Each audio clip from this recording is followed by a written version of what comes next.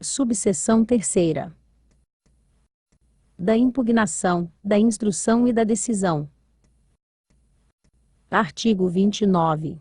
Na peça de defesa, de que trata o inciso I do artigo 22 desta lei deverão ser indicadas: inciso 1º. A autoridade julgadora a quem é dirigida. Inciso 2º. A qualificação completa do peticionário. Inciso 3º. As razões de fato e de direito que fundamentem a impugnação. Inciso 4º. As provas que lhe dão suporte. Parágrafo 1º. A defesa poderá ser exercida pessoalmente, ou por meio de advogado legalmente constituído. Parágrafo 2º. Quando o fornecedor for pessoa jurídica, e a defesa for apresentada por seu representante legal, mandatário ou preposto, estes deverão comprovar a sua legitimidade para o ato, mediante juntada dos atos constitutivos, ou do instrumento de representação. Artigo 30. As diligências instrutórias serão aquelas determinadas pela Superintendência de Proteção e Defesa do Consumidor de ofício, ou pelo deferimento de pedidos das partes legitimadas. Artigo 31. Poderão ser requisitados ao reclamante, ao reclamado ou a quaisquer pessoas físicas ou jurídicas, órgãos ou entidades públicas, esclarecimentos, informações ou documentos, os quais deverão ser apresentados no prazo estabelecido, ou em audiência de instrução a ser designada. Artigo 32. Cabe à parte legitimada a prova dos fatos que tem alegado, sem prejuízo do dever atribuído ao órgão competente para a instrução. Parágrafo único.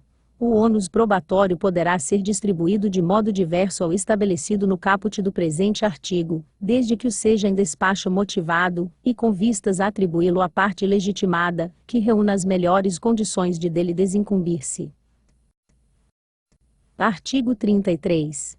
A parte será intimada com antecedência mínima de 3 dias úteis acerca de diligência instrutória que reclame sua participação, mencionando-se data, hora e local de realização. Artigo 34. Havendo a necessidade de perícia para apreciação da matéria, a juízo da Superintendência de Proteção e Defesa do Consumidor, poderá ser determinada a realização de exame, vistoria ou avaliação por profissional com formação acadêmica específica na área objeto da análise.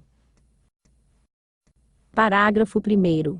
Para a consecução de perícia, e, consequentemente, para a elaboração de laudo, e pareceres técnicos, poderão ser celebrados contratos, convênios, acordos e ajustes, observadas as disposições da Lei Federal nº 8.666, de 21 de junho de 1993. Parágrafo 2º. Concluídos os trabalhos, o reclamado será notificado para, no prazo de 10 dias, manifestar-se sobre os resultados da perícia. Parágrafo 3º. Facultar-se-á a apresentação de contraprova pelo fornecedor em prazo, que será fixado pela autoridade julgadora segundo o grau de complexidade do objeto. Artigo 35. Encerrada a instrução, as partes legitimadas deverão ser intimadas para que, no prazo de 10 dias a contar da ciência da intimação respectiva, apresentem suas alegações finais. Artigo 36. As decisões de primeira instância serão proferidas pelo diretor da Diretoria Jurídica e Apuração de Infrações da Superintendência de Proteção e Defesa do Consumidor, e conterão relatório dos fatos, o respectivo enquadramento legal, e, se condenatória, a natureza e gradação da pena. Parágrafo único. Antes de proferir a decisão de primeira instância, o prolator apreciará a defesa, e as provas produzidas pelas partes, podendo adotar por fundamento da mesma parecer técnico não vinculante, e não obrigatório, elaborado pela Câmara Técnica Jurídica de Pareceres da Superintendência de Proteção e Defesa do Consumidor. Artigo 37. A decisão de primeira instância poderá importar em extinção do feito, mediante ato fundamentado, nas seguintes hipóteses. Inciso 1º. Quando verificada na notícia de fato supostamente punível, a ausência de repercussão geral e de reiteração da conduta. Inciso 2º. Pela omissão do reclamante na realização ou comparecimento a ato essencial ao regular seguimento do feito, e para o qual tenha sido regularmente intimado. Inciso 3º. Quando exaurida sua finalidade, ou objeto da decisão tornar-se impossível, inútil ou prejudicado por fato superveniente. Inciso 4º. Pelo reconhecimento de nulidade capaz de invalidar todo feito administrativo. Artigo 38. O processo administrativo de que trata esta lei deverá ser concluído no prazo máximo de 0,5 anos, contados da data de sua instauração. Parágrafo 1º. Interrompem o referido prazo. Inciso 1º. Qualquer ato inequívoco que importe em manifestação expressa de tentativa de solução conciliatória no âmbito do órgão. Inciso 2º.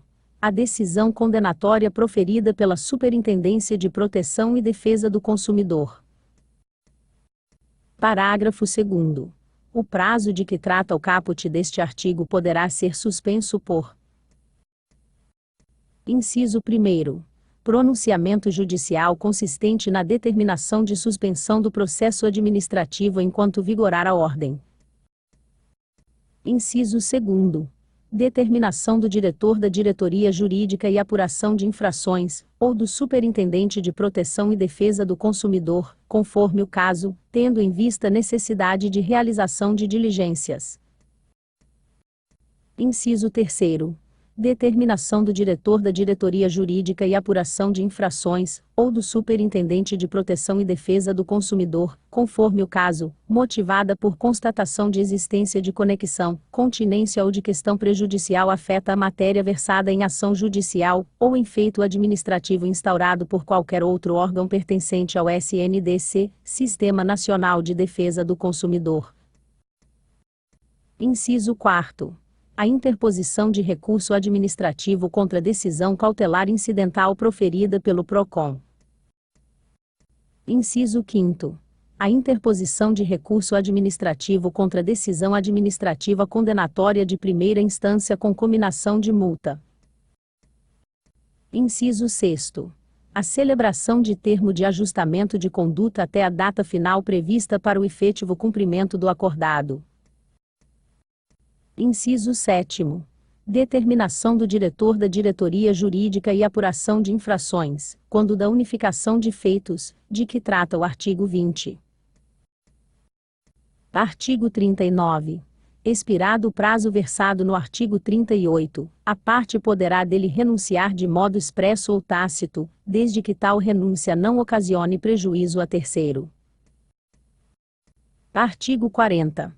Julgado o processo e reconhecida a subsunção dos fatos processualmente versados aos tipos infracionais administrativos descritos nas normas de defesa do consumidor, os requeridos estarão sujeitos às penalidades administrativas cominadas nos artigos 56 a 60 da Lei Federal nº 8.078, de 11 de setembro de 1990, e artigos 18 a 28 do Decreto Federal nº 2.181, de 20 de março de 1997, observada ainda a legislação local em razão da competência concorrente. Parágrafo único. As penalidades administrativas referidas no caput do presente artigo poderão ser aplicadas, quando cabíveis, de forma isolada ou cumulativa, inclusive em caráter cautelar, antecedente ou incidente a processo administrativo. Artigo 41.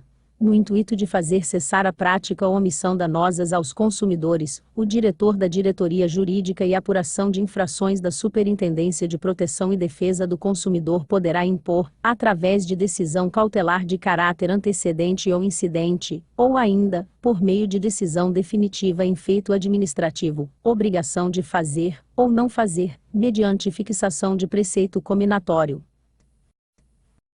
Parágrafo 1º. Em caso de risco iminente, a administração pública poderá motivadamente adotar providências acautelatórias sem a prévia manifestação do interessado. Parágrafo 2º. Em sede de decisão definitiva, a obrigação de fazer, ou não fazer poderá ser imputada concomitantemente à pena aplicada. Artigo 42. A pena de multa será fixada de acordo com a gravidade da infração, com a extensão do dano causado aos consumidores, com a vantagem auferida com o ato infrativo, e com a condição econômica do infrator, respeitados os limites previstos no parágrafo único do artigo 57, da Lei Federal nº 8.078, de 11 de setembro de 1990, observados os critérios previstos no artigo 28, do Decreto Federal nº 2.181, de 20 de março de 1997, e ainda, na legislação e regulamentos locais. Artigo 43. A gravidade de cada tipo infracional está relacionada com a sua natureza e seu potencial ofensivo. Parágrafo 1º. Os diversos tipos infracionais serão agregados em 4 grupos distintos designados por inciso 1º, inciso 2º, 3º e inciso 4º, considerando-se a gravidade de cada conduta, sendo que os menos graves serão aqueles do grupo I, e os mais graves os do grupo 4º. Parágrafo 2º. O rol de tipos infracionais integrantes dos grupos inciso 1º, inciso 2º, 3º e 4º será estabelecido, e periodicamente atualizado ou modificado por meio de decreto. Parágrafo 3º. A cada grupo de infrações, será atribuído um fator de cálculo a ser definido por decreto. Parágrafo 4º. As infrações não contempladas nos grupos inciso 1º, inciso 2º, 3º e 4º serão consideradas como integrantes do grupo I. Artigo 44. A extensão do dano causado aos consumidores impactará na fixação da multa sancionatória considerando-se as situações a seguir elencadas, às quais serão atribuídos fatores de cálculo estabelecidos em decreto. Inciso 1º. Ausência de dano. Inciso 2º. Dano de caráter individual. Inciso 3º. Dano de caráter coletivo. Inciso 4º. Dano de caráter difuso. Artigo 45. No caso de efetivo auferimento pelo fornecedor de vantagem pecuniária precisamente apurada nos autos do processo administrativo sancionatório, o valor nominal da mesma será acrescido ao da pena base apurada mediante aplicação de fórmula estabelecida por decreto. Artigo 46. A condição e o porte econômico do fornecedor serão estabelecidos a partir de sua receita mensal bruta. Parágrafo 1º. Para o cálculo da receita mensal bruta, será considerada a receita anual bruta auferida pelo infrator no exercício fiscal imediatamente anterior ao do ano civil, em que se der a instauração do processo, podendo a mesma ser estimada ou arbitrada quando não voluntariamente informada, ou quando tidas por inaceitáveis as informações prestadas. Parágrafo 2º. A receita anual bruta será comprovada mediante a apresentação pelo fornecedor do demonstrativo de resultado do exercício DRI, da declaração de imposto de renda de pessoa jurídica, da declaração comprobatória de percepção de rendimentos DECORE, ou de qualquer outro documento equivalente, observada a natureza, a classificação e o regime fiscal aplicável. Parágrafo 3º. No caso de fornecedor, que proceda periodicamente à publicação de demonstrativos contábeis, o arbitramento ou estimativa da receita anual bruta poderá, se dar com base nas informações divulgadas e relativas ao exercício fiscal imediatamente anterior ao do ano civil, em que se deu a instauração do processo. Parágrafo 4º. Quando o infrator for, concomitantemente, fornecedor de produto e serviço, a receita bruta anual considerada será a somatória daquelas auferidas em ambas as atividades. Parágrafo 5º. A receita bruta considerada para fins sancionatórios será aquela percebida pelo estabelecimento responsável pela infração. Parágrafo 6º. Se a infração da mesma natureza for verificada em mais de um estabelecimento do fornecedor, serão somadas as receitas brutas de cada unidade em particular. Parágrafo 7º. Considera-se receita bruta o produto da venda de bens e serviços, não se admitindo qualquer dedução. Parágrafo 8º. Por meio de decreto, serão estabelecidas faixas de valores que indicarão a condição e o porte econômico de cada reclamado, conforme a receita bruta voluntariamente informada, estimada ou arbitrada. Artigo 47. A dosimetria da pena de multa será feita em 2 etapas. Inciso 1º. Fixação da pena base. Inciso 2º.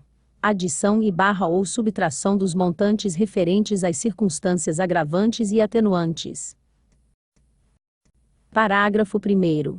O Poder Executivo estabelecerá por decreto valores mínimos e máximos para as multas aplicáveis a cada faixa de classificação de fornecedores, estabelecida nos termos do artigo 46, parágrafo 8º da presente lei, observados os limites expressos no parágrafo único do artigo 57 da Lei Federal nº 8.078, de 11 de setembro de 1990. Parágrafo 2º.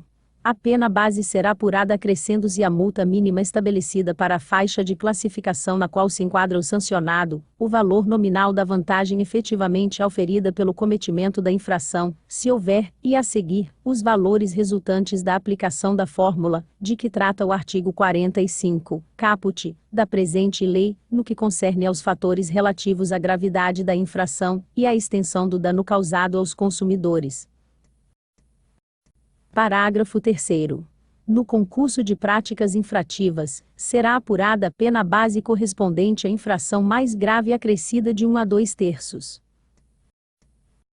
Parágrafo 4º. As circunstâncias agravantes e atenuantes estabelecidas no Código de Defesa do Consumidor e no Decreto Federal nº 2.181, de 20 de março de 1997, implicam em aumento ou diminuição da pena de 1/6 à metade, respeitados sempre os limites mínimo e máximo do valor da multa estabelecidos no parágrafo único do artigo 57 da Lei Federal nº 8.078, de 11 de setembro de 1990. Parágrafo 5º. No caso de concomitância de incidência de agravantes e atenuantes, o cálculo dos valores respectivos será feito mediante aplicação dos percentuais correspondentes sobre o valor da multa base definida nos termos do parágrafo 2º do presente artigo. Parágrafo 6º. Da soma dos valores das agravantes, será subtraído o total dos valores das atenuantes, sendo que o resultado desta operação será acrescido ao da pena base, resultando no valor da multa definitiva. Parágrafo 7º.